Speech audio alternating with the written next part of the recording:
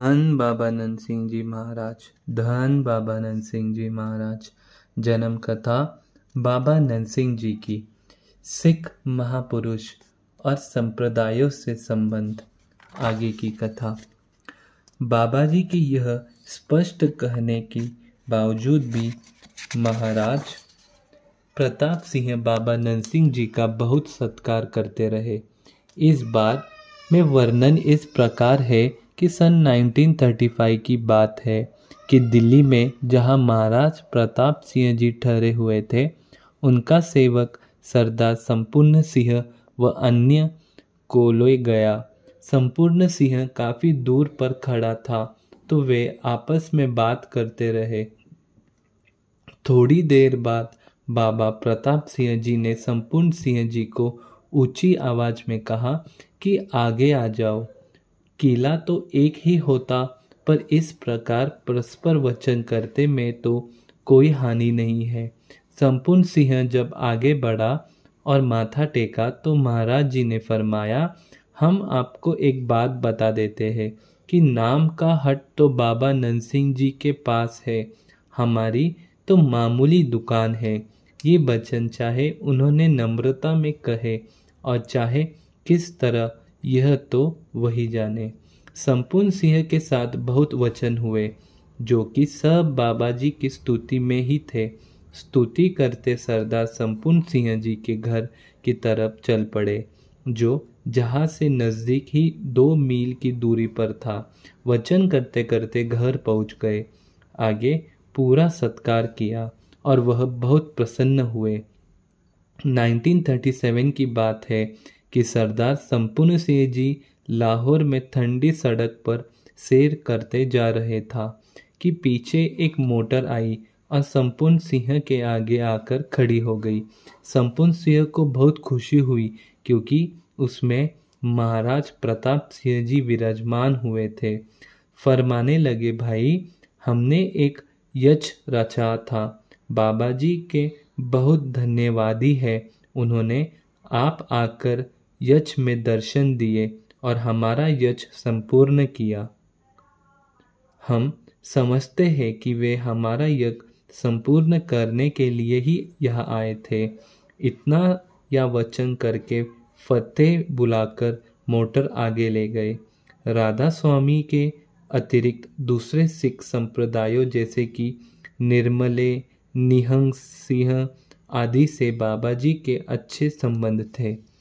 इतना ही नहीं, किसी और धर्म या मत का या कहीं से भी कोई भी महापुरुष या पीर फकीर आ जाता तो बाबा जी उसका पूरा सत्कार करते। आप उनसे न करवाते, दूसरे को सामान देकर ही प्रसन्न होते।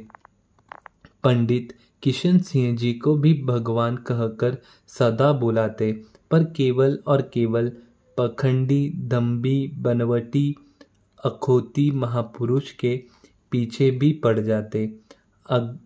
अगले की बेसमझी के कारण भी कई बार कड़वा बोलना पड़ता। उदाहरण के तौर पर एक दिन मुंह पर पट्टी बांधे बाबा जी के पास आया। बाबा जी ने कवि को कहा कि कवि जी महापुरुष है, इनको कहो कि वचन करे, पर वह सर्वब्रहा करता जाए। बाबा जी गुस्से में आकर कहने लगे, एक तरफ गोबर और दूसरी तरफ कड़ा रख देते हैं, देखे किसको चखते हैं। कड़ा भी क्यों धोता है, मेल में रहने दो। हमने तो अशुद्ध ब्रह को शुद्ध करना है, अशुद्ध से अलग करके शुद्ध का प्रयोग करना है। यही ठीक है कि ज्ञान तो इतना ही है कि सर्व ब्रह्म से जैसे कच्चा मटर अलग नहीं पककर ही अगता है, ऐसे ही ज्ञान पककर उगता है। लभु लोभ अहंकार चुका, सतगुरु भला भाइया। यही ज्ञान का पकना है। कपड़ों को 2 पैसे का गेरू लगाकर सर्वब्रह करते फिरने से कुछ नहीं बनता। एक बार एक तगड़ा सा साधु नानकसर आ गया। बहुत कड़वा बोले, बड़े ब्रह्मज्ञानी की बातें करे, कहे कि माथा टेकने वालों की गलती है और टिकाने वालों की भी। सेवक उसकी बातें सुन रहे थे कि ऊपर से बाबा जी आप आ गए। बाबा जी ने आते ही सिर नीचे करके फतेह बुलाई और सरदार पूछा कि कहाँ से आए हो जी, आना जाना क्या है।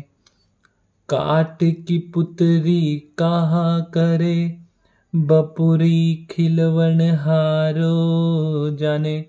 कबीर कुकर राम को मुतिया मेरे नाओ, गले हमारे जेवर यही खींचता जाओ।